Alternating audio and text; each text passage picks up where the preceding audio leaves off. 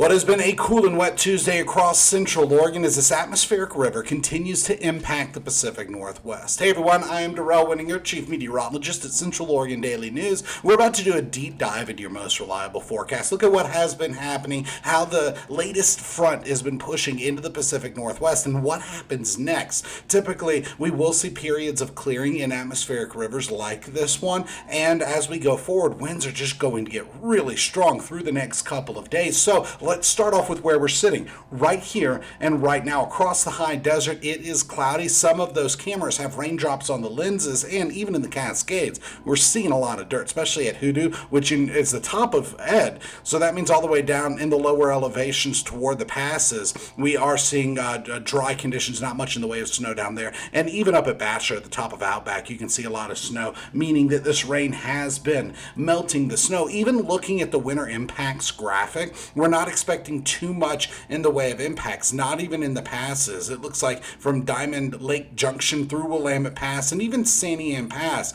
we could just see some limited impacts, even getting up towards Government Camp, not much in the way of snow impacts. But look at this, winds, we already have a series of wind-related weather alerts across the state. In our Tri-County area, not so much, but through the next couple of days, this next system is going to bring some strong winds. So let's start off with satellite and radar, and this loop shows us what has been happening across the high desert. We've just been getting wet. Now, when we look at the bigger picture, there is a system just outside of the camera's reach. Now, that warm front is pushing to the north and northeast through the Pacific Northwest, and that is going to continue to bring us showers here through the rest of this evening going into tonight. By tomorrow, we get some in and out clouds, but that's when the cold front's actually going to be pushing through. So we'll find ourselves in the warm sector of this next system, then the cold front rolls through, and winds are just going to be super strong. So even with those in and out clouds, the winds are going to be at top of mind for everybody. It's still going to be wet. We're still looking at showers. We're still looking at a little bit of wintry mix in the highest elevation, but that's not even going to be the end of our active weather pattern. So we're just focused on infrared satellite imagery right now. Those white lines, those are isobars, those are equal lines of pressure, and when they start to form a little bullseye like we're seeing just over the Pacific Ocean off the coastline of Oregon, about straight out from Portland, that's where the center of low pressure is. The cold front is stretched to the south, getting ready to make landfall, just not quite there, and we can actually see it just a little bit where you see my mouse moving, and all of this precipitation is going to be pushing through. Looking at the bigger picture, there's a broad ridge of high pressure out over the Pacific Ocean, but that's not really going to help us out because right after our system rolls through, the next one is already forming over the tail end of the Aleutian Islands. So let's come back to this one.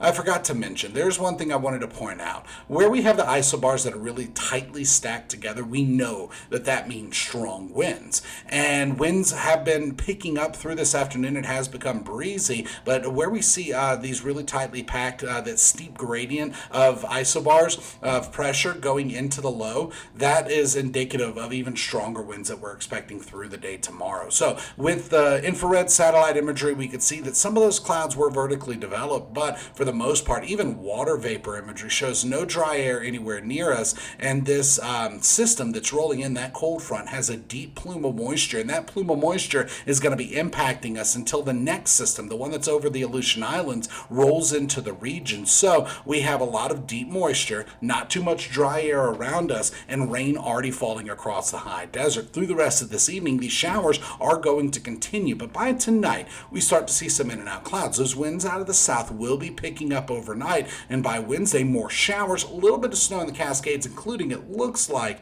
Bachelor getting some snow at this point. But that's not all going to be the end of the forecast because snow levels are going to be picking up and dropping here through the next couple of days. These strong winds continue through Wednesday. Showers are expected with periods of clearing. And then by Thursday, we see some AM clearing, but more PM precipitation because of our next system rolling into the region. And that one could actually put some snow in the mountains. It could stick around. Now, relative humidity is pretty high across central Oregon, and that's mostly because of the rain that has been falling. Temperatures didn't go too far in the last 24 hours, topping out between 64 and 50 degrees. Even right now, we're in the 40s and 50s across the high desert, and even 39 degrees in Sister. So for most of the high desert, it's already chilly. It is breezy, and our temperatures are close to where they were just 24 hours ago. Now tonight, we don't go very far. We fall back into the 40s. A few 30s are going to be possible in some of our higher elevations, and through the day on Wednesday, temperatures once again top out in the 50s, so just not going very far. It's going to be cool. It's going to be gusty. We're looking at more showers, highs in the 50s with a few 60s and 40s expected. Then by Thursday, still mostly highs in the 50s.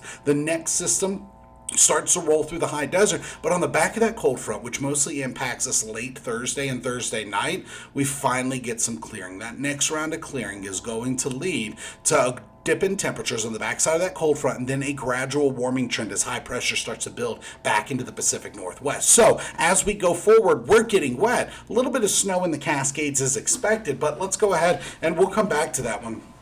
With forecast models talking about snow, it's not going to be much. So it's the lower part of our what we're really concerned with. Now, temperatures stay near average for this time of the year through Thursday. Yes, it's going to be gusty Wednesday. Yes, it's still going to be wetter through Thursday night. And Friday, we start to see some clearing. By Saturday and Sunday, in and out clouds are expected, and the next warming trend begin. So let's focus on a forecast model. This is what I typically use on air. System number one, the one that's going to bring the really strong winds, is that cold front is just off the California and Oregon coastline. A warm front has already been impacting us. System number two, right over my head. That's the next system that rolls in on Thursday. And so back to back to back fronts. The first front today and tonight, that warm front is going to be pushing through the high desert. By Tuesday evening, this evening at 11 p.m., the warm front will be passing. We'll start to get some clearing, and then that cold front starts to bear down on the coastline. We start to see showers as soon as 7 a.m., but winds start to pick up as soon as tonight, and those gusty winds are continuing as long as that cold front continues to impact us on the high desert. And then by Thursday, the next system rolls in. Warm front, then cold front, with some periods of clearing as we're sitting in that warm sector of that next system. And by Friday, that's when we start to clear out. So when we look at the long range forecast model, it is showing that Friday more clearing is expected overnight. Saturday and Sunday just bring in and out clouds, rebounding temperatures and a light breeze. And then by Monday, we start to see our next system roll through. Now, some of the forecast models actually show a few sprinkles on Monday, others don't. I have it in the forecast just to be on the safe side, but for the most part, we are looking at dry conditions after Friday morning when we really start to see clearing. But between now and Wednesday at 11 p.m., we're all getting wet. A little bit of snow in the mountains. Notice Bachelor has almost 5.5 inches. But remember, we're going to be going back and forth so much from rain to snow that snow level is going to be up and down a lot. I'm not expecting too much to be sticking to the ground, not even through Santiam Pass, except for by Thursday night. That's when we could be looking at some snow actually sticking.